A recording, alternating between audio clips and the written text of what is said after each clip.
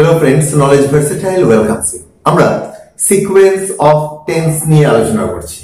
Sequence of tense মূলত প্রয়োজন পড়ে কমপ্লেক্স সেন্টেন্স গঠনের ক্ষেত্রে বা জটিল বাক্য গঠনের ক্ষেত্রে। অন্যান্য ক্ষেত্রেও আমাদের এটা জানা প্রয়োজন। অর্থাৎ বাক্যের একটা অংশে একরকম টেন্স আছে, অপর অংশে আমি কিরকম টেন্সের ব্যবহার করব, কোন টেন্সের ব্যবহার করব, টেন্সের কোন ফর্ম ব্যবহার করব, এটা জানাই সিকোয়েন্স অফ টেন্স জানা। এই সিকোয়েন্স অফ টেন্সের নির্দিষ্ট কিছু রুলস আছে, সেটা কিন্তু আমাদের মানতেই হয়, আর নয়তো আমাদের সেন্টেন্সগুলো ভুল হয়ে যাবে। আমরা বেশ কয়েকটা পর্ব ধরে সিকোয়েন্স অফ টেন্স আলোচনা করছি। তো আজকের পর্বে যেটা রয়েছে সিকোয়েন্স অফ টেন্স, অর্থাৎ কালের ধারাবাহিকতা, টেন্সের ধারাবাহিকতা, এবং আজকের পর্ব হচ্ছে পঞ্চম পর্ব বা ফিফথ পার্ট।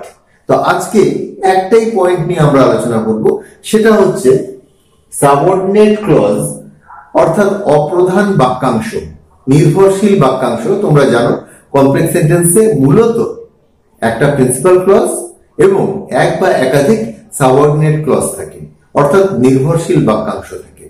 প্রিন্সিপাল ক্লজকে বাংলায় আমরা প্রধান বাক্যাংশ বা স্বাধীন বাক্যাংশ বলতে পারি। সাবঅর্ডিনেট ক্লজ যদি কনজাংশন দ্যাট বা সো দ্যাট দিয়ে শুরু হয়, এক্ষেত্রে শুধু দ্যাট কনজাংশন হিসাবে এর ব্যবহার তেমন নেই বললেই চলে। যদি যাতে, ধরো সে এখানে আসে যাতে তোমার সাথে দেখা হয়, এই যে যাতে, এই যাতে এখানে লিখে দিয়েছি, এটা ব্যবহার করার জন্য আমরা সো দ্যাট এর ব্যবহার করি, সো দ্যাট। কিন্তু অনেক ক্ষেত্রে দ্যাট, শুধু দ্যাট ব্যবহার করেও কিন্তু এই অর্থ প্রকাশ করা হয়। তো তখন এটাকে আমরা কনজাংশন ফরম্যাট বলি। তো যখন এই দ্যাট বা সো দ্যাট এর ব্যবহার রয়েছে এবং এর অর্থ হয় যাতে, তখন কিন্তু তার পরের যে সাবঅর্ডিনেট ক্লজটা থাকে, তার পরের যে অপ্রধান বাক্যাংশটা থাকে, সেখানটায় আমাদের মে আর নয়তো মাইট এর ব্যবহার করতে হয়। প্রিন্সিপাল ক্লজে মূল বাক্যাংশে যদি প্রেজেন্ট টেন্স থাকে বা ফিউচার টেন্স থাকে, তো আমরা এক্ষেত্রে মে এর ব্যবহার করব।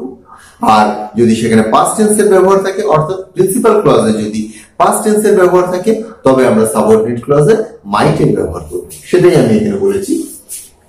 দ্যাট বা সো দ্যাট, যার অর্থ হচ্ছে যাতে দিয়ে শুরু হয়, তবে প্রিন্সিপাল ক্লজের টেন্স অনুসারে মে বা মাইট হয়। এবার প্রিন্সিপাল ক্লজ যদি পাস্ট টেন্সে থাকে, তবে তোমরা মাইট এর ব্যবহার করবে। প্রিন্সিপাল ক্লজ যদি প্রেজেন্ট বা ফিউচার টেন্সে থাকে, তবে মে এর ব্যবহার করবে। তিনি এখানে আসেন যাতে তিনি আমার সাথে দেখা করতে পারেন। হি কামস হিয়ার, এটা প্রেজেন্টে বললাম, so that he may meet me, so that he may meet me.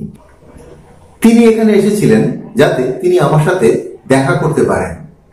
এসেছিলেন, he came here so that he might meet me. এটাই হচ্ছে এর মূল জায়গা, যেটা আমি বলে দিলাম। এবার এক্সাম্পল দেখো, হি ইজ ওয়ার্কিং হার্ড, এটা আমাদের প্রিন্সিপাল ক্লজ। সে কঠিন পরিশ্রম করছে, প্রেজেন্ট কন্টিনিউয়াস রয়েছে। তো এরপর আমরা মে এর ব্যবহার করব। দ্যাট বা সো দ্যাট, দ্যাট এর ব্যবহার তেমন হয় না, সো দ্যাট এর ব্যবহারই হয়। মানে যাতে সে কঠিন পরিশ্রম করছে, যাতে হি মে বি সাকসেসফুল, যাতে সে সফল হতে পারে। সে কঠিন পরিশ্রম করছে যাতে সে সফল হতে পারে। তো এক্ষেত্রে আমরা মে এর ব্যবহার করলাম পারে অর্থে, সম্ভাবনা। আরেকটা example, same example, I come here, আমি এখানে আসি, দ্যাট মানে ও যাতে, এর ব্যবহার কম, সেজন্য তোমাদের শুনতে একটু অদ্ভুত লাগতে পারে। সো দ্যাট মানে যাতে, আই মে লার্ন ইংলিশ, যাতে আমি ইংরেজি শিখতে পারি। আমি এখানে আসি যাতে আমি ইংরেজি শিখতে পারি। I come here so that I may learn English. তো এখানে আমরা মে এর ব্যবহার করলাম, দুটো ক্ষেত্রেই মে এর ব্যবহার করলাম। এই মে এর ব্যবহারটা মনে রাখবে যে সো দ্যাট বা দ্যাট যাতে অর্থে প্রকাশ পেলে আমরা মে এর ব্যবহার করবো, কিন্তু এখানটা আমরা প্রেজেন্ট ছিল বলে মে এর ব্যবহার করলাম। যদি পাস্টে থাকে, তবে আমরা মাইট এর ব্যবহার করব।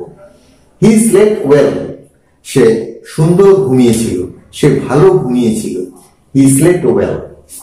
দ্যাট অর সো দ্যাট, যাতে he might get proper rest, যাতে সে সঠিক বিশ্রাম পেতে পারে, যাতে সে সঠিক বিশ্রাম পেতে পারে।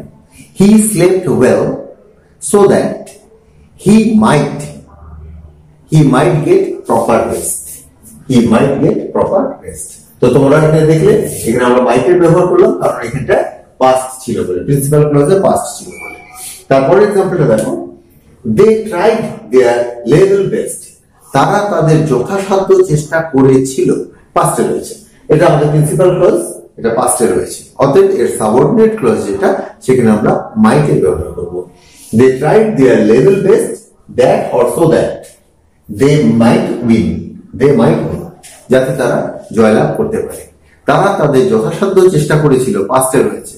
So that or that they might win, they tried their level best so that they might win. তো আজকে আমরা যেটা শিখলাম, তোমাদের দ্যাট বা সো দ্যাট এর ব্যবহার যদি থাকে এবং এর অর্থ যদি যাতে হয়, তবে তারপর তোমরা মে বা মাইটের ব্যবহার করবে। এটা নির্ভর করবে প্রিন্সিপাল ক্লজের টেন্সের উপর। প্রিন্সিপাল ক্লজ যদি প্রেজেন্ট বা ফিউচারে থাকে, সেক্ষেত্রে আমরা মে এর ব্যবহার করব। প্রিন্সিপাল ক্লজ যদি পাস্টে থাকে, তবে আমরা মাইটের ব্যবহার করব। আজকের আলোচনা এখানে শেষ করছি, পরবর্তী আলোচনায় আবার যোগ দেব। Till then, bye, see you.